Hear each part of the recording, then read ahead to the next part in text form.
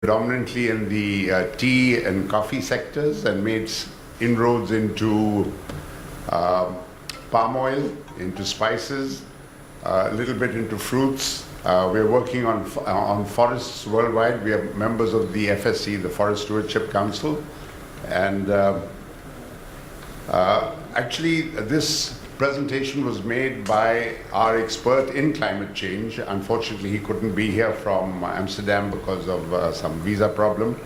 So, though I'm in the markets transformation, which Prashant did say when he introduced me, I am giving this on his behalf. So, good afternoon, ladies and gentlemen. My name is Ashok Batra. I'm the Indian consultant in the markets transformation team for Rainforest. Today, I'm representing my expert clients in, how do you move this? Sorry. Representing my expert colleagues on climate and agriculture who are unable to be present today. I would like to also thank the WTCE for giving us the opportunity to take this stage and talk on this important topic at this particular time. As you may already know, in January 2018, the Rainforest Alliance merged with a very similar company based in Amsterdam called UTS. UTS is a Guatemalan word meaning good. So anything good which comes out of the coffee, it was originally a coffee company. So we have joined forces because we know that together we can have a greater impact and be a better partner to the many stakeholders we work with. Sorry, I'm a little not very... we are at a critical point in the history of our planet. Climate change, as we will discuss further today, deforestation, inequality are increasingly intertwined with the way we manage our lands and the way we produce our foods. With this merger, we combine best of both worlds and create greater positive impact. The name of the new organization will also be the Rainforest Alliance, and we will build upon the Rainforest Alliance global brand and conservation experience while we work together with communities around the world in combination with UT's ability to create sustainable business practices. Sorry. Like in any merger, we have a standard timeline. We are sticking to that. In fact, we are a little ahead of it.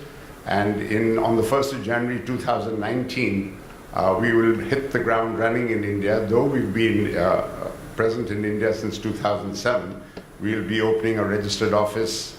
So the winds of change have started blowing through the world of certification as well. In the new RA organization, we have consulted extensively with our stakeholders, and we are crafting a new strategy and a new standard. We are reimagining certification to make it more fit for purpose and make it more stand out more value for our stakeholders.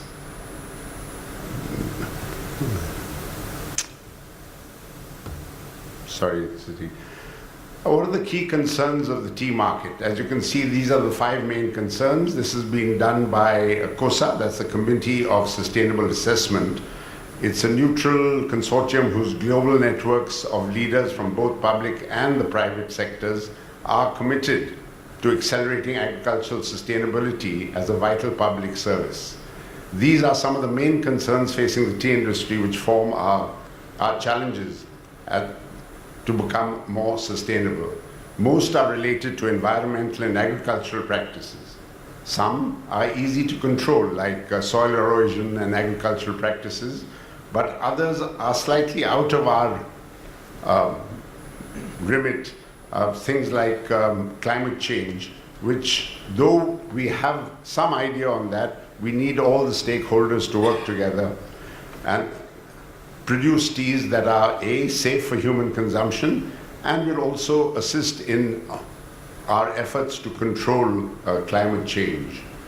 The common challenges across the regions, the greatest impacts of climate change will be felt on tea production.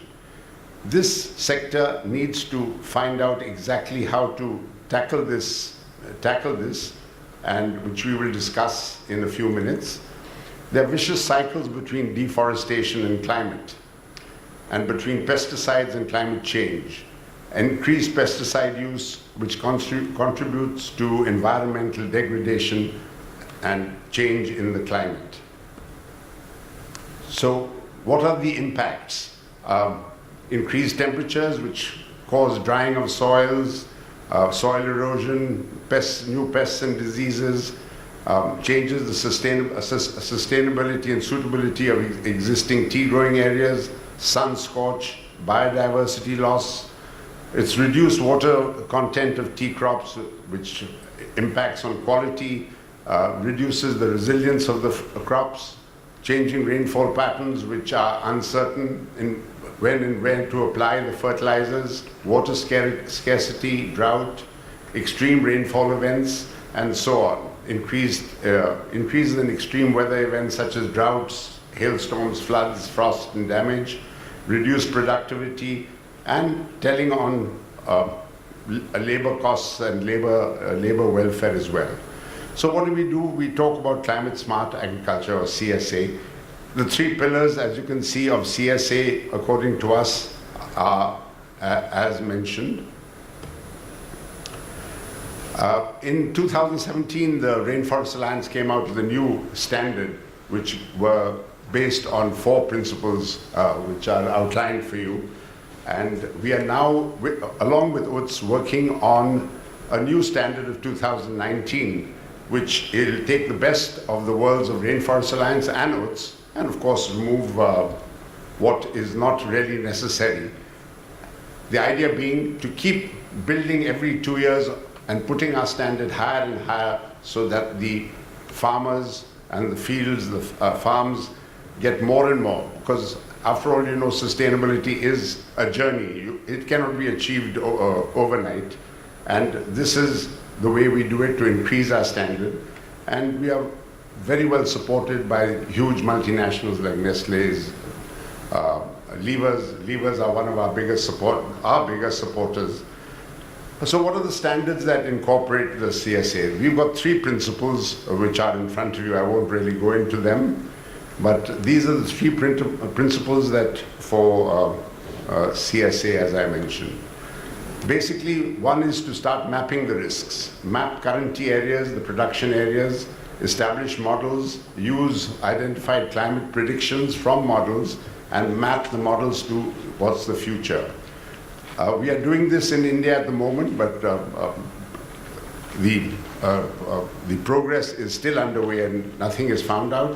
We've just recently completed one, which I won't go into details, in Malawi, where we've worked out from what the present is. Of course, we studied the past, and we've gone up right up to 2030 and 2050 to see what the results are. And once you know the models predict the results, the technology is so good today that we can try to work this to mitigate ourselves.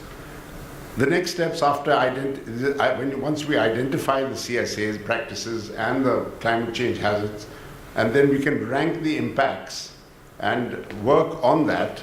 And this is what has been done and proved very effective in Malawi, and we hope to bring it to India very soon. CSA has a few, basically got the low impacts, which are really the no regrets. There's little change in that area. Focus is good, agricultural practices, or GAP, and the no regret solution. So basically it's on 3 pillars: coping, adjusting, and transforming. Then we have the intermediate impacts, which is what they call proactive adaptation, which is the same method: coping, adjusting, and transformation. This is when we know it's getting warmer and the rainfall pattern is getting different, but there are some unknowns. So we've got some best management practices that address higher annual average temperatures, weak dry season, short with comparatively higher precipitation in the driest quarters, higher annual precipitations, and no regret solutions. So then of course there's the high impact transition, where it's too hot, too dry. Here we have to think. We've done some work. Again, it's happening in India, but we've completed some work in Ghana, where the diversification and transition into other crops has become necessary, which can handle the heat and the dryness, immigrate to other regions and off-farming employments to save the labor. What are the supply chain responsibilities? We worked, again, it goes back to Ghana. Efforts are being made here, but it's still a work in progress, where both the private sector and the public sector and the government need to get together to produce results. And of course, all this costs a lot of money, and finance is necessary, but we have a lot of partners who are willing to, for the health of the planet. These are some of the actions that the producers must take on the ground. This is soil management. That's things like use of optimal use of shade trees, fertilizers, optimal use of fertilizers, not overuse. There's land use management to avoid deforestation. The smallholders, to get them to diversify into other crops if they're losing income from tea, and continue the production on the tea estates to avoid workers' losses.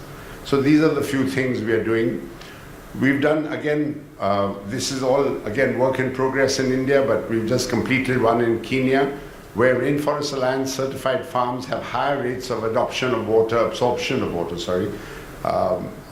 for conservative practices. So we've seen a lot of difference between the rainforest certified gardens and the non-rainforest certified gardens in this area. We've also done work in Malaysia for the carbon storage in various forests, where it is seen that the rainforest certified forests have a higher carbon sequestration in there. Here we are doing a lot of work. Rainforest Alliance is helping in the big project Malawi 2020 to get them. There's another GEF, the Global Environment Facility, which has worked in India, which we've been a part of. It's working in India, Sri Lanka, China, and Vietnam. We are working in Kenya. And I'll tell you a little more about the GEF project, which we've done in India.